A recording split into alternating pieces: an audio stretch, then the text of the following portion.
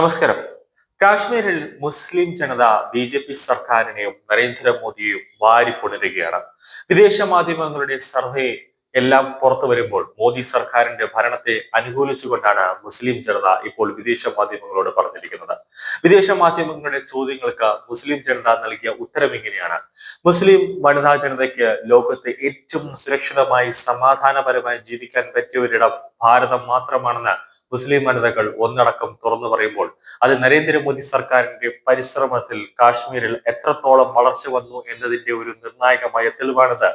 ഇസ്ലാമി വനിതകൾക്ക് ഇത്രമാത്രം വിദ്യാഭ്യാസം നൽകുന്ന രാജ്യം വേറെ ഇല്ല എന്നും മുത്തലാഖ് നിയമം അതൊരു സ്വപ്ന സാഫല്യമാണെന്ന് കാശ്മീരിൽ മുസ്ലിം സ്ത്രീകൾ വിദേശ മാധ്യമങ്ങളോട് പറഞ്ഞിരിക്കുകയാണ്.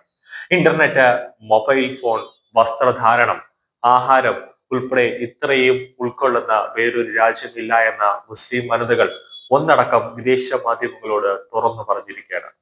കാശ്മീരിൽ പ്രത്യേക പദവി എടുത്തു മാറ്റിയതോടുകൂടി കാശ്മീരി ജനതയ്ക്ക് വീണ്ടും ആപ്പിളുകളും കുങ്കുമപ്പൂവും മറ്റു പുഷ്പങ്ങളും ഒക്കെ എക്സ്പോർട്ട് ചെയ്ത് കോടികൾ സമ്പാദിക്കാനുള്ള ഒരു അവസരവും മോദി സർക്കാർ തന്നെ തുറന്നു കൊടുത്തിട്ടുണ്ട്. കാശ്മീരിൽ നിലവിൽ മോദിയുടെയും കേന്ദ്ര സർക്കാരിന്റെയും നീക്കത്തിൽ എല്ലാം സമാധാനമായി പോകുന്നുവെന്ന് മുഖ്യമന്ത്രി തന്നെ തുറന്ന് സമ്മതിച്ചിരിക്കുകയാണ്. കൂടാതെ കേന്ദ്ര സർക്കാരിന്റെ സഹായം കോൺഗ്രസ് ഭരിച്ചിരുന്നപ്പോൾക്കാൾ കാശ്മീരിന് എത്ര കിട്ടിയോ അതിൽ മടങ്ങ്, അതായത് 40% ഇരട്ടി മോദി സർക്കാർ കാശ്മീരിന് ഇപ്പോൾ നൽകുന്നുണ്ടെന്ന് ഒമർ അബ്ദുള്ള തുറന്നു പറയുമ്പോൾ അത് കോൺഗ്രസിനെ വരെ വലിയ രീതിയിൽ ഞെട്ടിച്ചിരിക്കുകയാണ്.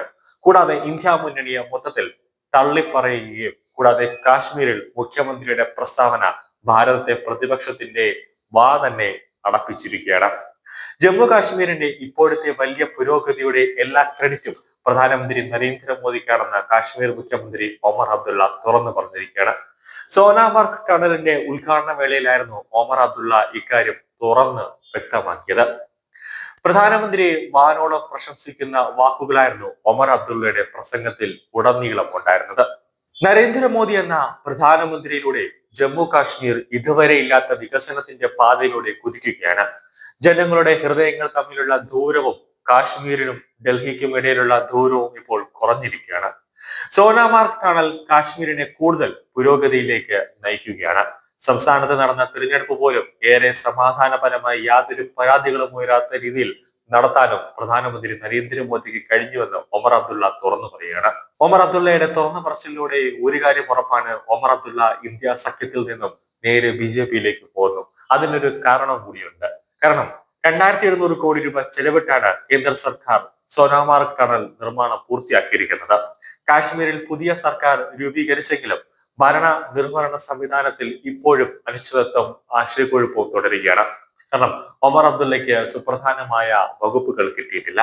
മുമ്പ് സംസ്ഥാനം ഭരിച്ച രാഷ്ട്രീയക്കാർ ഇപ്പോൾ വീണ്ടും അധികാരത്തിൽ വന്നെങ്കിലും അവരുടെ ചുമതലകളും അധികാരങ്ങളും മുമ്പുണ്ടായിരുന്നതിനേക്കാൾ വളരെയധികം പരിമിതമാണ്. അതായത് സുപ്രധാനമായ വകുപ്പുകളെല്ലാം ലഫ്റ്റനന്റ് ഗവർണറുടെ കയ്യിലാണ് ഇപ്പോൾ നിൽക്കുന്നത്. ഏറ്റവും ശക്തമായ നിയമനിർമ്മാണ സഭയായിരുന്ന മുൻ നിയമസഭയിൽ നിന്നും ഇപ്പോഴത്തെ നിയമസഭ വ്യത്യസ്തമാണ്. മുന്നത്തെ അപേക്ഷിച്ച് കാശ്മീരിലെ നിയമസഭാ അംഗങ്ങൾക്ക് കുറച്ച് അധികാരങ്ങൾ മാത്രമേ ഉണ്ടായിട്ടുള്ളൂ. ഭൂരിഭാഗം കാര്യങ്ങളും കേന്ദ്രം നേരിട്ട് നിയന്ത്രിക്കുകയും ഭരിക്കുകയും ചെയ്യും.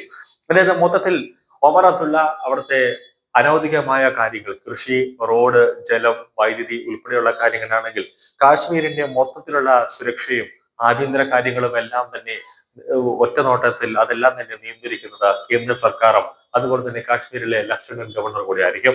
അതുകൊണ്ട് തന്നെ ഒമർ അബ്ദുള്ളയ്ക്ക് കൂടുതൽ ഒരു അധികാരം കിട്ടണമെങ്കിൽ നരേന്ദ്രമോദി സർക്കാർ അല്ലെങ്കിൽ ബി.ജെ.പിയുമായിട്ട് കൈകോർത്താൽ മാത്രമേ ഒമർ അബ്ദുള്ളയ്ക്ക് കൂടുതലായിട്ട് ഒരു ഭരണത്തിലേക്ക്, ഒരു മുഖ്യമന്ത്രി എന്ന രീതിയിലേക്ക് ഒരു പവർ കിട്ടുകയുള്ളൂ എന്നതാണ് യാഥാർത്ഥ്യം.